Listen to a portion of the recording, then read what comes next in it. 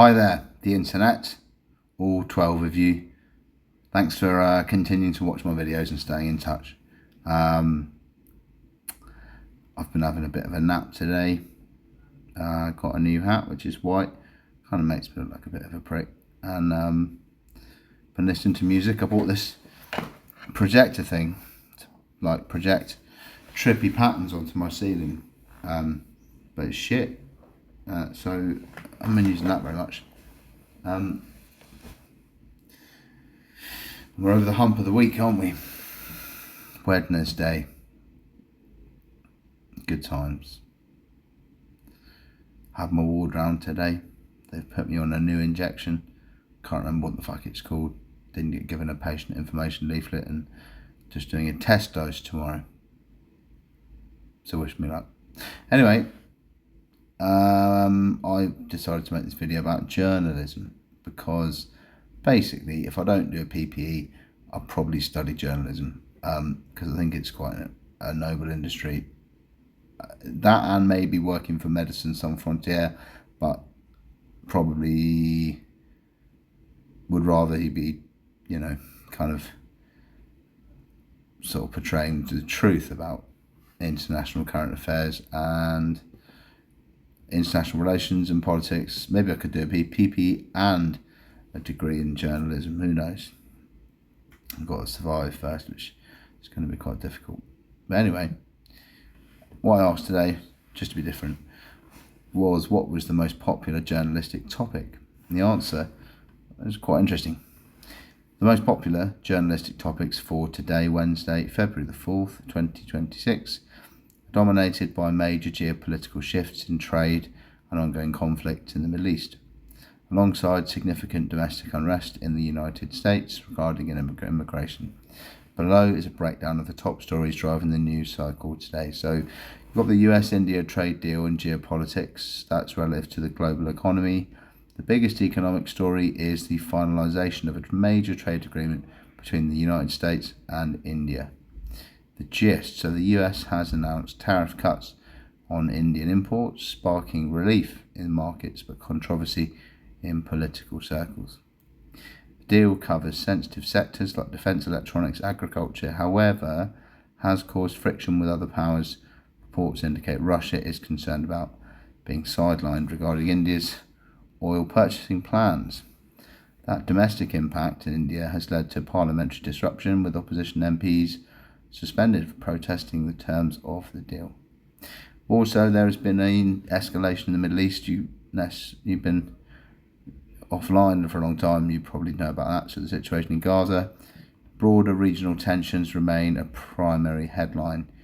New Israeli airstrikes have killed 18 people in Gaza, and the Rafah border crossing has been halted for patient transfers, worsening the humanitarian crisis. The Iran nuclear talks in a significant diplomatic shift. Nuclear talks between the US and Iran are moving from Turkey to Oman. This comes amid high tensions after a drone incident near a US naval vessel, with Israeli Prime Minister Netanyahu warning the US that Iran cannot be trusted. Then you've got some stuff about immigration crackdowns, brutal immigration raids by ICE, Immigration and Customs Enforcement stands for, across the United States, generating global headlines and protests to fallout these enforcements. First, policies are causing standoffs between federal agents and local communities. Very controversial political consequence in Washington meant that triggered a potential government shutdown and a threat, a bit of saber rattling as Democrats clash with the administration over funding of these border restrictions. I don't know what the fuck these emojis are at the end. I'm not clicking on them though. So EU versus AI, interesting one. The European Union has opened a formal investigation into Twitter, the charge being that the probe falls under the Digital Services Act, which is quite a controversial bit of legislation, and focuses on the AI's generation of harmful, non-consensual content. It represents a major case for how governments will regulate generative AI in the coming year. I'm not going to read anything about cricket because I fucking hate it.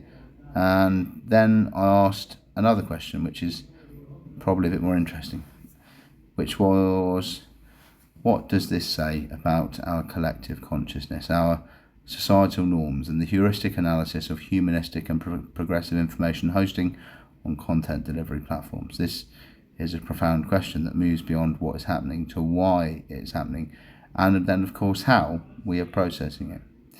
Analysing today's headlines, the US-India trade deal, Middle East escalation, ICE raids, and the AI regulation battle through the lenses of collective consciousness, societal norms, and information heuristics reveals a world in a state of defensive fragmentation. Here's an analysis of what these stories signify about our current human condition. So, the collective consciousness gets bounded around quite a lot, really. We're in an era, it claims, of transactional survival. If we look at the aggregation of today's top stories, our collective consciousness appears to be shifting away from aspirational globalism towards transactional survivalism. So you've got a fragmentation over unity. The US-India trade deal and the Pakistan-India cricket boycott, fucking cricket, signalled that we no longer view the world as a global village, but as a series of gated communities. So this collective focus is on alliances of convenience rather than shared human values. The desensitization to crisis, the fact that headlines about brutal immigration raids and airstrikes in Gaza sit side by side with trade tariffs, suggests a compartmentalized consciousness. We've developed a psychological callus.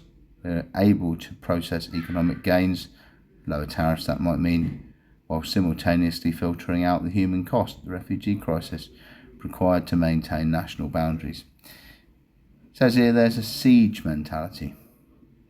From the US border to the Red Sea, the dominant emotional frequency is defence. Collective mood is not one of exploration, but of protecting what is ours against an encroaching them. In terms of societal norms, the hardening of boundaries, the news cycle indicates a significant rewriting of what society considers acceptable behaviour, both for states and individuals. So there's kind of like I was talking about this the other day. Yeah, there's normalisation of force. So the headlines regarding ICE raids and the suspension of the Rafah crossing suggest that state force is increasingly accepted as a primary tool for problem solving. The societal norm is shifting from human rights first to security first. The digital norm, the EU's investigation into X's Grok AI highlights a new societal background, a new norm of consent perhaps. Currently deciding whether human dignity, not being deepfaked, outweighs technological capability. The fact that this is a legal fight proves that societal norm is currently broken. Technology has outpaced our moral etiquette. Performance is politics. Cricket is shit, but illustrates societal norms now demand performative rejection. I don't know about fucking that shit. Heuristic analysis of humanistic and progressive information hosting. This refers to the shortcuts, heuristics that algorithms and platforms use to decide what content gets seen. Today's news cycle reveals a flaw in these digital architectures. The high arousal heuristic. So content delivery platforms, things like social media, news aggregators, TV, newspapers, prioritize information based on arousal. So like an engagement rather than a valence, which is a value of truth. You might want to read Wikipedia if you want a value of truth, or maybe not actually, but what I'm saying. Or that you have Katy Perry's dyed her eyebrows green and something like that, might kind of be more. What's interesting to the public isn't always in the public interest, and vice versa. They want to sell newspapers basically. Progressive and humanistic information. So, a nuanced essay on the plight of refugees or the complexity of nuclear talks in Oman usually requires System 2 thinking. It's slow, complex, and empathetic. The reality, it says, the platforms hosting this content favour System 1 triggers. So, numbers, sales, views, immediate, fast reactions. Raids, boycotts, and attacks trigger the fight or flight heuristic. Bit arguable, I wouldn't say in that vernacular, but humanistic content is structurally disadvantaged. The architecture of the internet is currently hostile to nuance. You know, the EU probe into AI is a direct attempt to force a humanistic patch onto a system designed for algorithmic engagement. The silo effect on progressive information. So because algorithms prioritize retention, they feed users confirmation bias. Sometimes the progressive user sees the horror of the rage, while a conservative user sees the necessity of border security. This means hosting is no longer a public square. It's kind of like a series of soundproof rooms. There is no shared reality, which makes progressive change, which requires consensus, nearly impossible to achieve. The summary: today's news suggests civilization that is technologically accelerated but morally stalling. Collectively, we are anxious and retreating into tribal alliances. We're accepting high levels of state violence and digital violation at the cost of doing business. We've built information systems that are excellent at hosting conflict, but terrible at hosting empathy. I don't want to explore anymore. That phrase I used, right? What's interesting to the public isn't always in the public interest. It's like, I still got a label on my coat that, is quite profound for a lot of reasons, I think. And even if you don't care about my opinion or you think I might be wrong, there's a kind of, what's going on? It's making another video over this video. I think that was like, oh fuck AI or something. I better wind it up then. My beard's gone grey though. Look at that. You can see the greys in my beard. I haven't had a shave of the bottom bit, but it's quite bad. I don't want to be videoed on my phone. I don't know how I managed to action that, but anyway, don't buy one of these off Amazon for like 30 quid or something, because like it's just as shit. Yeah. I haven't spoken to my brother. Had a ward round, got some new meds. Stop. Yeah. No. Anyway, catch you in a bit.